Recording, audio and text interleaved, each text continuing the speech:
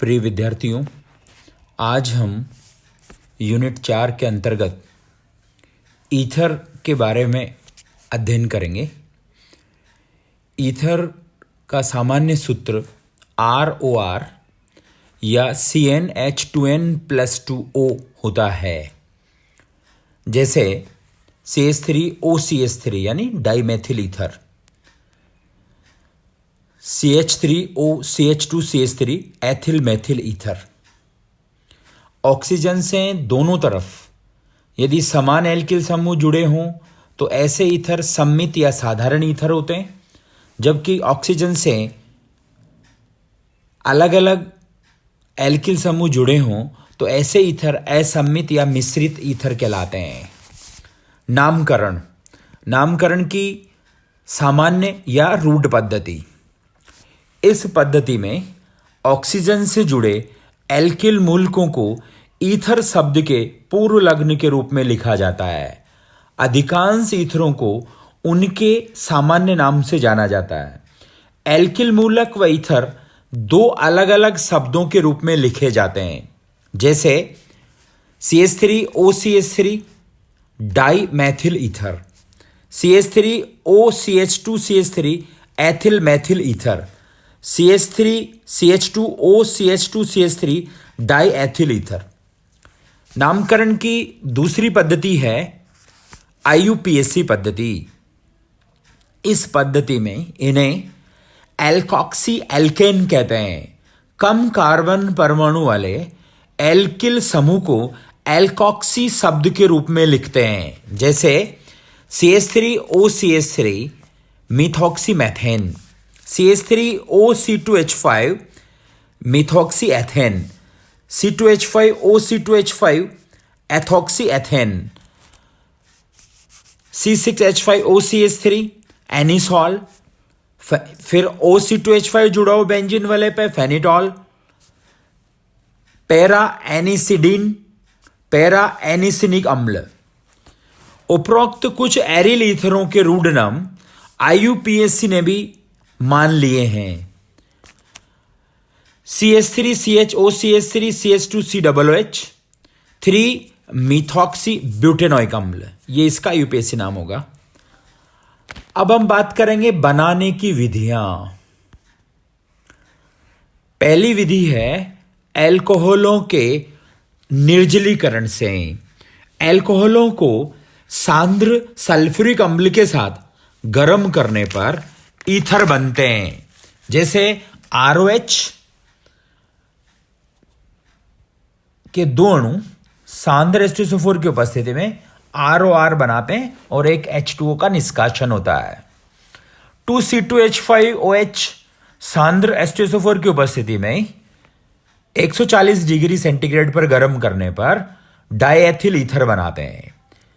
लेकिन यदि 180 degree centigrade पर एथिल अल्कोहल को गर्म करें सांद्र H2SO4 की उपस्थिति में तो इससे एथीन बनती है। अल्कोहल की वाष्प को एल्यूमिना पर गर्म करने पर ईथर का औद्योगिक उत्पादन होता है, यानी Al2O3 की उपस्थिति में अल्कोहल की वाष्प को गर्म करें तो इससे ROR का औद्योगिक उत्पादन होता है। दूसरी विधि है विलियमसन ईथर संश्लेषण। यह ईथर बनाने की प्रयोगशाला विधि है।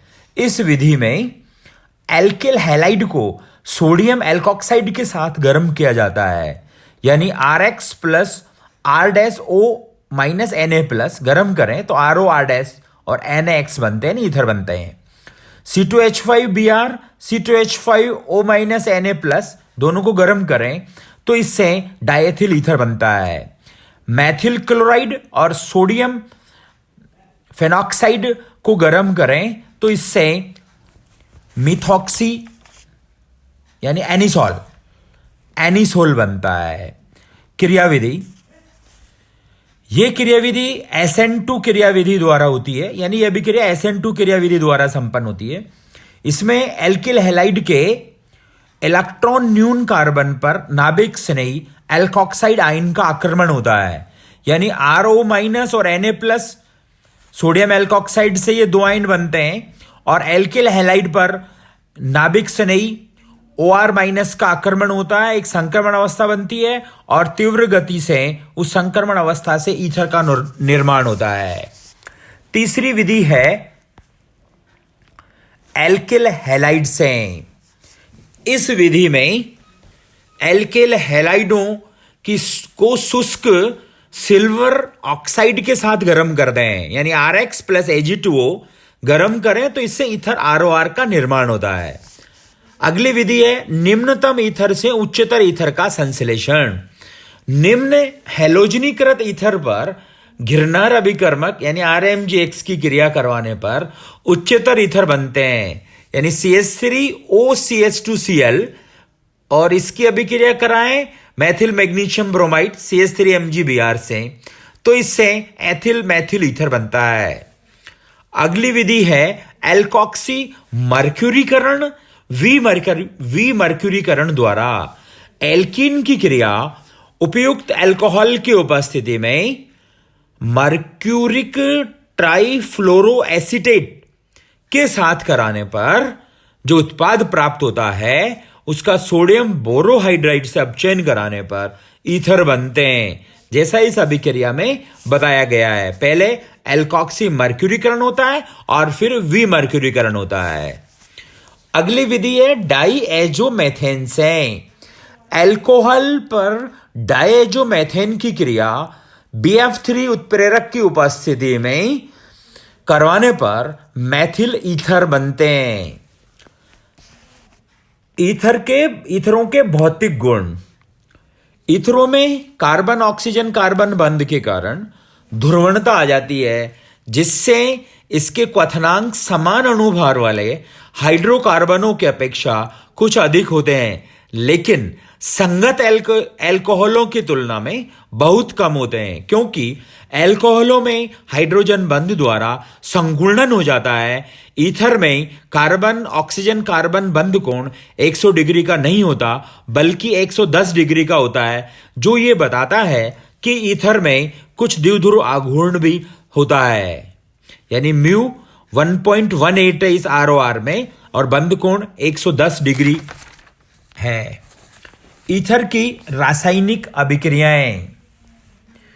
क्षारीय गुण। ईथर खनिज अम्लों एवं लुईस अम्लों से क्रिया करके लवण बनाते हैं, यानी ROR, HBr, H2SO4, RMGX और BF3 से अभिक्रिया करके लवण का निर्माण करते हैं। जल अपघटन।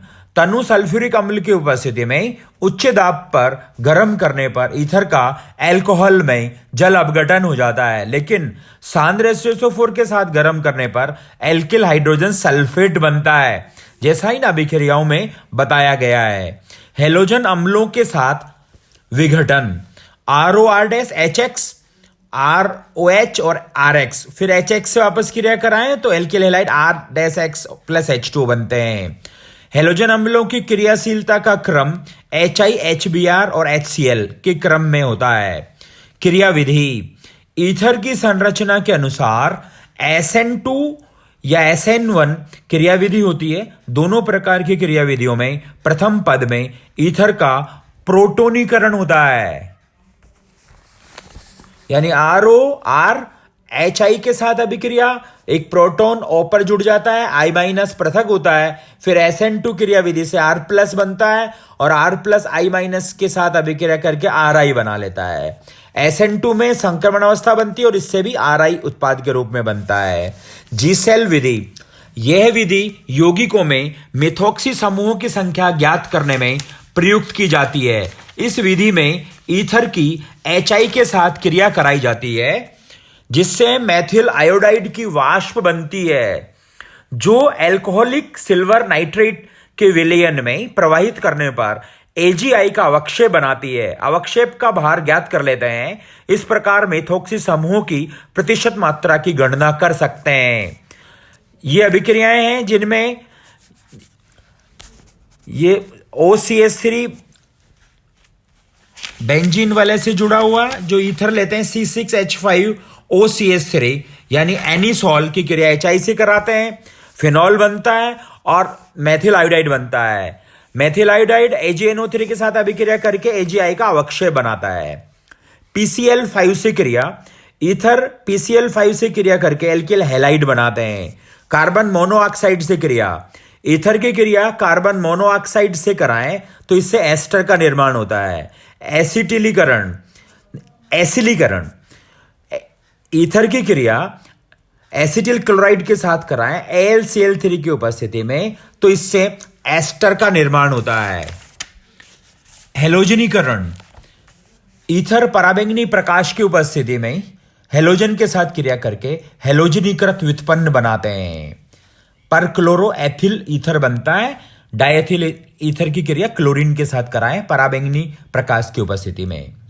अपचयन, ईथर का अपचयन कराने पर अल्कोहल बनते हैं। निर्जलीकरण, ईथर के निर्जलीकरण Al2O3 की उपस्थिति में कराएं तो इससे एल्कीन का निर्माण होता है। दहन कराएं यदि ईथर का तो ये वाष्पशील होते हैं, ज्वलनशील होते हैं। वायु में जलाने पर CO2 व जल बनाते हैं। जैसा इस अभिक्रिया में डायथिल ईथर को गर्म करें ऑक्सीजन के साथ तो इससे कार्बन डाइऑक्साइड और H2O बन रहे हैं। ऑक्सीकरण, ईथर वायु की उपस्थिति में ऑक्सीजन से क्रिया करके अस्थायी परऑक्साइड बनाते हैं। जैसे डायथिल ईथर के अणु को वायु के संपर्क में लाने पर लंबे समय तक रखें तो इसका स्वतः ऑक्सीकरण हो जाता है और इससे इथॉक्सी एथिल हाइड्रोपरऑक्साइड की अशुद्धि उत्पन्न हो जाती है। यह एक विस्फोटक पदार्थ होता है। इस परऑक्साइड को बनने से रोकने के लिए ईथर में क्यूप्रस ऑक्साइड मिला देते हैं। अम्लीय पोटेशियम डाइक्रोमेट से ऑक्सीकरण करवाने पर क्रमशः एल्डिहाइड व अम्ल बनते हैं। यानी डायथिल ईथर का ऑक्सीकरण कराएं पोटेशियम डाइक्रोमेट और अम्ल की उपस्थिति में तो एसिड एल्डिहाइड बनेगा जिसका आगे ऑक्सीकरण होकर और इससे एसिटिक अम्ल बनता है।